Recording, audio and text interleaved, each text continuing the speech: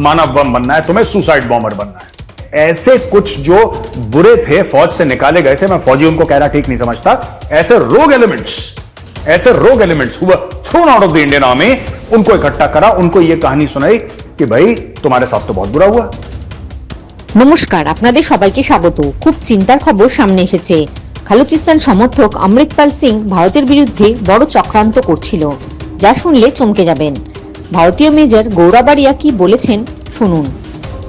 जितना अमृतपाल सिंह के बारे में बात कर रहे हैं उतना पता लग रहा है कि यह आदमी बहुत ही बड़ा खजूर था। ये भाई इतना बड़ा खजूर था, इसने क्या क्या करा मैं आपको बताता हूं। औरतों के साथ अवैध संबंध किस चीज के लिए? उनका फायदा उठाने के लिए, दाएं से बाएं इंफॉर्मेशन करना, यह अपना नेटवर्क बना रहा था। इसको पाकिस्तान की आईएसआई यानी कि इंटर सर्विसेज इंटेलिजेंस ने इसको ट्रेन करा। अमृतपाल सिंह को बताया कि तुम जाके भारत में ये करो, वो करो, ऐसा करो। हमने सुसाइड बॉम्बर्स के बारे में बात करी थी आपसे, याद होगा आपको, पुराने वीडियो पे सुसाइड बॉम्बर्स के बारे में बात करी थी, मानव बम बनाने की। इसने क्या करा कि अपने गांव में इसने डी एडिक्शन सेंटर खोला, यानी कि नशा मुक्त केंद्र। जैसे कि पंजाब में मैंने आपको बताया था कि वहां पे कोकेन, हेरोइन, चरस, अफीम, ये सब बहुत ज्यादा इस्तेमाल पाकिस्तान की वजह से होने लगी है और यंगस्टर्स वहां के बर्बाद हो गए हैं। आपने फिल्म तो देखी होगी उड़ता पंजाब, वो कोई झूठी कहानी नहीं है, वो कहानी सच्ची है, बिल्कुल ऐसा होता है। उड़ता पंजाब है और उड़ता कश्मीर भी है, खैर उस पर हम बाद में आएंगे किसी और दिन। लेकिन आज की तारीख में अमृतपाल सिंह जाता है और वहां पे डी एडिक्शन सेंटर बनाता है। वहां पे जो ड्रग एडिक्ट लड़के हैं उनको इकट्ठा करता है और उनको बोलता है कि किस तरीके से तुम्हें मानव बम बनना है, तुम्हें सुसाइड बॉम्बर बनना है। ये उनको सुसाइड बॉम्बर बनाने की कोशिश करता है और उनको ब्रेन वॉश करता है। वो वैसे ही ड्रग डिपेंडेंट है भाई, जो ड्रग एडिक्ट होता है उसको आपने छोटी सी एक पुड़िया दे दी, वो तो आपके लिए छत से कूदने को तैयार है। यही फौज इकट्ठा कर रहा था अमृतपाल सिंह। लेकिन यही नहीं है, मामला यहां पे खत्म नहीं हुआ दोस्तों।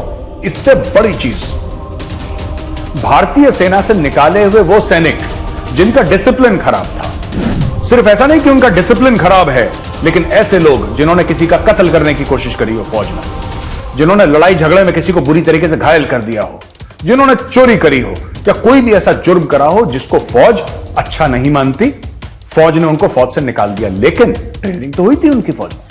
क्यों भाई, ट्रेनिंग हुई थी कि नहीं हुई थी? ट्रेनिंग तो हुई थी। उनको आता है AK-47 चलाना, उनको आता है ग्रेनेड चलाना, गोले बारूद के बारे में पूरा उनको जानकारी है।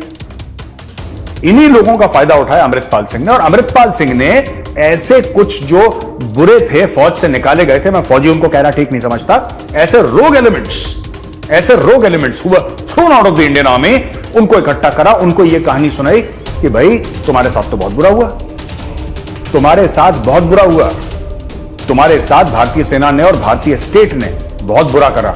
तुम तो इस लायक थे कि पता नहीं तुम कौन से ऊंचे पद पे पहुंच जाते, लेकिन तुम्हारे साथ साजिश करी गई। ये स्टोरी सुनाई और उनको अपनी तरफ आकर्षित करा और उनका इस्तेमाल करा ट्रेनिंग में, हथियारों के बारे में, बम के बारे में, धमाकों के बारे में। तो फौजियों को इसने इकट्ठा करा अमृतपाल सिंह ने। और यह अमृतपाल सिंह का प्लान था कि ड्रग एडिक्ट्स को इकट्ठा करो, मानव बम बनाओ, लड़कियों को ब्लैकमेल करो, उनके साथ अवैध संबंध, लव अफेयर करके उनको ब्लैकमेल करो, उनसे अपना काम कराओ, कम्युनिकेशन का, लॉजिस्टिक्स का, जो भी है। और जो एक्स फौजी हैं, जो कि फौज से निकाले गए हैं, जिनको शर्मिंदा करके फौज से किक आउट करा गया है, कोर्ट मार्शल हो गए हैं, उन फौजियों को इकट्ठा करो और उनसे हथियारों की ट्रेनिंग करो। यह इस बंदे का प्लान था। इसके अलावा मैं आपको एक और प्लान बताता हूं अमृतपाल सिंह का। अमृतपाल सिंह का दूसरा प्लान था SGPC को टेक ओवर करना। SGPC शिरोमणि गुरुद्वारा प्रबंधक कमेटी, SGPC को यह टेक ओवर करना चाहता था। इसको कई लोग सिखों की मिनी पार्लियामेंट भी कहते हैं। ये गलत लफ्ज है इसको डिस्क्राइब करने का, लेकिन कई लोग ये लफ्ज इस्तेमाल करते हैं और मैंने पंजाब में भी सुना है कि ये एक मिनी पार्लियामेंट की तरह है। SGPC बहुत अच्छा काम करती है, लेकिन SGPC ने क्या करा कि SGPC इसके सामने भी बेबस हो गया, क्योंकि अमृतपाल सिंह ने अपने गुंडों को लेकर इसने 2 गुरुद्वारों पे अटैक कर दिया। ये आदमी अपने आप को सिख कहता है और इसने गुरुद्वारों पे अटैक कर दिया। अब आप सोचिए, मैं आपको बताता हूं। इसने अटैक करा है कपूरथला और जालंधर में 2 गुरुद्वारा साहब थे, उस पर इसने अटैक कर दिया। क्यों?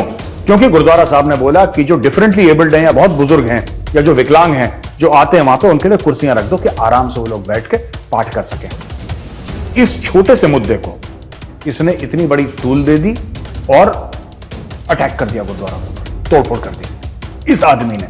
तो इसका यह था कि मैं लोगों को रेडिकलाइज करूंगा, मैं लोगों को और ज्यादा जिसको कहते हैं फंडामेंटलिस्ट बनाऊंगा, और मैं एसजीपीसी को टेक ओवर कर दूंगा। फिर ये क्या करता? एसजीपीसी को टेक ओवर करने के बाद इसका प्लान क्या था दोस्तों? अमृतपाल सिंह का यह प्लान था कि जो सिख हिस्ट्री है उसको मैं चेंज करूं, क्योंकि लोग हिस्ट्री से मोटिवेट होते हैं, लोग हिस्ट्री से लेसन्स लेते हैं, लोग हिस्ट्री से शिक्षा लेते हैं, सबक लेते हैं। इसने बोला कि इतिहास चेंज कर दो सिखों का। इसका यह मंसूबा था, जैसे पाकिस्तानियों ने अपना इतिहास चेंज कर रखा है। आधे पाकिस्तानी यह समझते हैं कि 1947 में पाकिस्तान नहीं बना, यह समझते हैं पाकिस्तान तब पहली बार बना जब 711 में मोहम्मद बिन कासिम सिंध आया लड़ने के लिए राजा ताहिर से। आधे पाकिस्तानी तो यह समझते हैं। तो उसी प्रकार से सिखों का इतिहास बदल देगा और सिखों को झूठ पट्टी कुछ पढ़ाएगा, ये इसका मंसूबा था, राइट?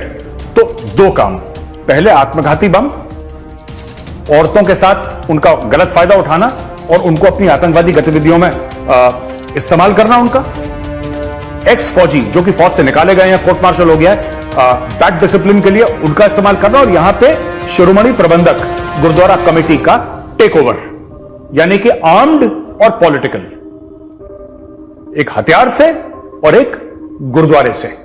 ये इसका प्लान था अमृतपाल का, पंजाब को ऐसे टेक ओवर करने का। और इसके जो बाप, इसके अब्बू बैठे थे रावलपिंडी में, वो उसको डायरेक्शन दे रहे थे कि तुम इस तरीके से करो तो पंजाब को तुम कैप्चर कर सकते हो।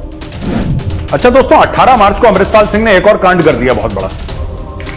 उसने गुरुद्वारा लूट लिया। यार ऐसा कैसे बंदा, आप पगड़ी पहने, अपने आप को सिख बोले, चलो सिख ना भी हो, मैं कह रहा हूं यार, कोई भी इंसान, गुरुद्वारा साहब तो भगवान का घर है, उसने गुरुद्वारा लूट लिया। जलंधर में गुरुद्वारे में गया, पिस्टल दिखाई, जो बाबा जी थे, जो ग्रंथी साहब थे, उनको पिस्टल दिखाई, वहां से कपड़े वपड़े पता नहीं क्या क्या लूट के भाग गया है कि मेरी दहशत बन जाए और मेरा काम भी पड़। लूटना तो किसी भी चीज को, किसी भी जगह को, किसी भी शख्स को बहुत बुरी बात है। अरे अमृतपाल सिंह यार, एक बात बता, किसी का घर ही लूट लेता, किसी सड़क चलते बंदे को लूट लेता, तू ना गुरुद्वारा साहब में लूट मचाई। और आज की तारीख में ये दो फोटो देखिए दोस्तों। पहली फोटो में मर्सिडीज बेंज में अपने आर्म्ड बॉडीगार्ड्स के साथ कितने कॉन्फिडेंस के साथ घूम रहा है, कोई हथियार लहरा रहा है, और ये जैसे बहुत बड़ा कोई हेड ऑफ स्टेट होगा, कोई बहुत बड़ा पॉलिटिकल लीडर होगा। अमृतपाल सिंह जो है वहां पे जा रहा है, पूरी इसकी बिल्कुल कारवान जैसा निकल रहा है। और मर्सिडीज बेंज आप देख सकते हैं, मर्सिडीज बेंज की एसयूवी में बड़े शान और शौकत के साथ अमृतपाल, जो कि कुछ महीने पहले दुबई में ड्राइवर था, यह करोड़ों रुपए की मर्सिडीज बेंज में जा रहा है, लोगों से सराउंडेड हो गया। और जब इसके पीछे एनआईए पड़ी, जब इसके पीछे पंजाब पुलिस पड़ी, जब इसके पीछे सेंट्रल एजेंसीज पड़ी, तो दूसरी फोटो देखिए, अकेला चल रहा है सड़क पे, छाता से अपना मुंह छुपा के कि कहीं सीसीटीवी कैमरा में मेरी शक्ल ना आ जाए। यानी कि दोस्तों, शेर की खाल में गीदड़ निकला कि नहीं निकला? भाई मैं आपसे पूछ रहा हूं, शेर की खाल में गीदड़ निकला कि नहीं निकला? अरे इतना मर्द का बच्चा था तो छाती पे गोली खाता, गिरफ्तारी अपनी देता नहीं, पुलिस आई, भग गया भाई, ये भग गया। और एक औरत के घर पे ये पहुंचा है, और औरत का नाम है बलजीत कौर, राइट, और पपलप्रीत सिंह जो कि अमृतपाल का साथी है, ये पहुंचे और रात को इस औरत के घर में रहे, खाना वाना खाया। इस औरत के भाई को पता लगा कि मेरी बहन के घर में आया, इसके भाई ने पुलिस को कंप्लेंट कर दी। अब वो औरत जेल में है। अब अमृतपाल सिंह भाग रहा है, अमृतपाल सिंह भाग रहा है, कभी हरियाणा कभी यहां। तो उत्तराखंड में भी इसके पोस्टर लग गए, हर जगह इसके पोस्टर लग गए। मैं 2-3 चीजें चाहता हूं कि पुलिस करे, मेरी रिक्वेस्ट है, ठीक है? या तो ये नेपाल भागेगा या ये पाकिस्तान भागेगा।